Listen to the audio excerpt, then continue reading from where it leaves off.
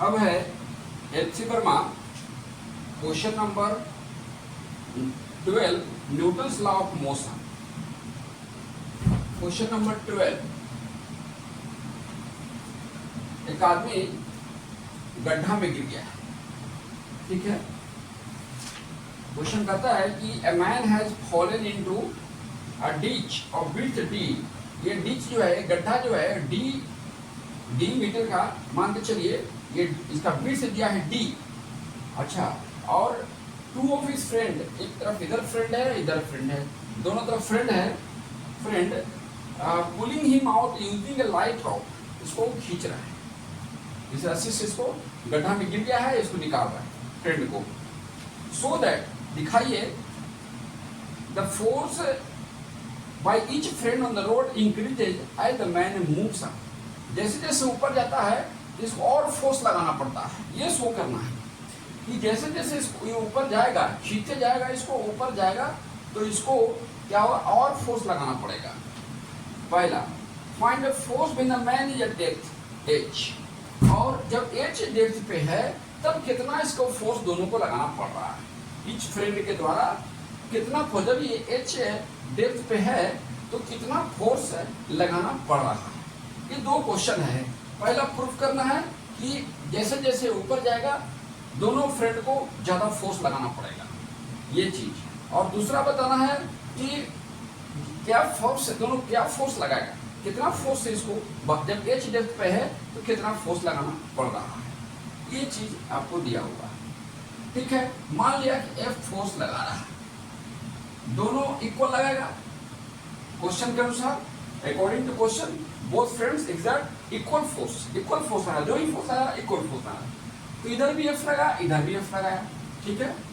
अब देखिए कि जब यहाँ F लगेगा तो यहाँ पर जो कंपोनेंट बनेगा T, ये T बनेगा, यहाँ भी T बनेगा, ये T F के बराबर है, यानी ये F हो गया, ये भी F हो गया, यानी ये F मान लिया कि ये इधर भी F लगा रहा है, उसी तरह से ये इधर भी F लगा रहा है। ये जो F है यहाँ का T के बराबर है, ये T इस T के बराबर है, यानी टोटल इसको F मान लीजिए कि F लग रहा है, इसको खींचने में F लगा रहा है। तो इसमें दो कंपोनेंट वर्क कर रहा है, पहला इस डायरेक्शन में और एक दूसरा है इस डायरेक्शन, ऐसे वर्क कर रहा है। तो मान लिया कि ये थीटा, यहाँ थीटा मान लेते हैं, F लगाएगा तो इधर F cos थीटा हो गया, F cos थीटा, और इधर लगाएगा तो F sin थीटा।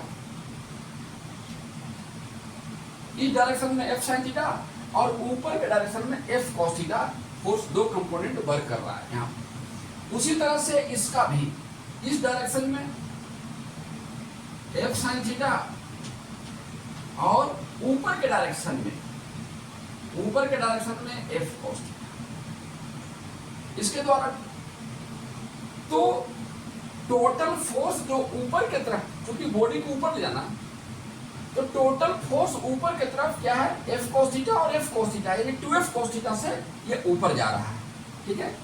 और ये कंपोनेंट इक्वल एंड अपोजिट है, इसलिए ये दोनों इफेक्टिव नहीं है, दोनों कैंसिल हो जाएगा। अब इसको ले जा रहा है ऊपर, इसका वेट है mg वेट है नीचे, यानी mg को 2F cos थीटा से ऊपर ले जा रहा है। इतना चीज हुआ, यानी ये थीटा बनाया तो इस डायरेक्शन में इधर थीटा भी। अब देखिए इसको ऊपर ले जा रहा है, ठीक है। तो ऊपर ले जा रहा है जैसे जैसे ऊपर जाएगा तो क्या देखते हैं क्या कि इसका एंगल बढ़ते जाता है, थीटा जो है बढ़ते जा रहा है, ठीक है। जैसे जैसे ये ऊपर जाएगा इसका एंगल बढ़ते जाता है, तो क्या होता है, देखिए 2F cos theta equal to mg, ठीक है। यानी F इक्वल टू क्या होगा, mg बाई 2 cos थीटा, ये हो जाएगा mg बाई 2 cos थीटा। तो देखिए फोर्स जो लग रहा है ऊपर ले जाने में फोर्स ज्यादा लगेगा, कैसे, जैसे जैसे ये ऊपर जाएगा, जैसे जैसे ये ऊपर जाता है, ठीक है, इसका एंगल बढ़ते जाता है, यहाँ पर आएगा और बढ़ जाएगा, एक समय आएगा कि 180 के बराबर, स्ट्रिंग टाइट हो जाएगा, ऐसे हो जाएगा 180 के बराबर। यानी ये एंगल धीरे धीरे बढ़ते जाता है। और जैसे जैसे cos थीटा में एंगल बढ़ेगा तो cos थीटा का वैल्यू घटते जाता है। जैसे cos 0 डिग्री, तो cos 0 डिग्री का वैल्यू 1 हो गया। cos 30 डिग्री क्या हो गया, √3/2 हो गया। cos 45 डिग्री क्या हो जाएगा, 1/√2 हो गया। अब देख रहे हैं कि जैसे जैसे एंगल बढ़ता है वैसे वैसे cos थीटा का मान घटता है। और जब न्यूमरेटर घटेगा तो यानी कहने का मतलब फ्रैक्शन का मान बढ़ जाएगा, यानी फोर्स बढ़ जाएगा, है ना।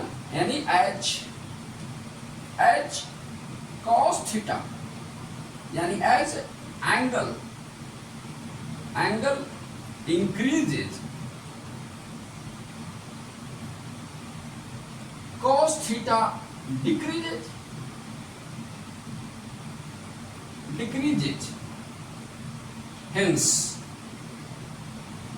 hence value of fraction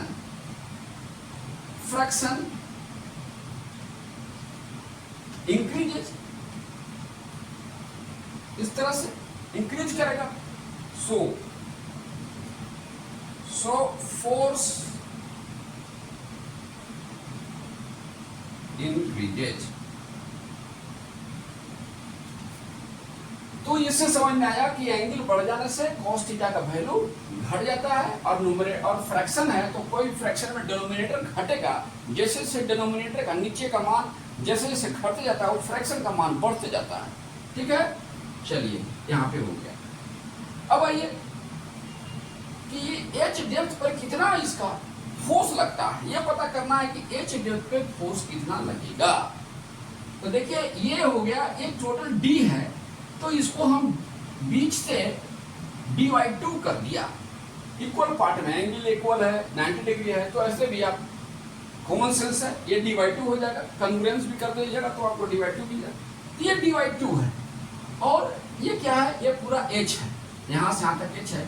तो ये कितना होगा, ये हो जाएगा √h² + d²/4।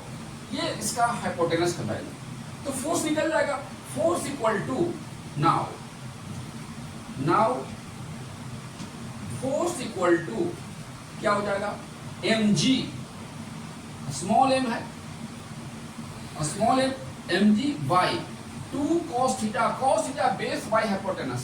यानी बेस कौन हो गया, ये h बाई हाइपोटेनस हो गया ये, यानी ये चला गया ऊपर में, आ गया h² + d²/4। अब इसको सॉल्व करेंगे तो क्या मिलेगा, ये मिलेगा mg/4h इंटू d² + 4h²।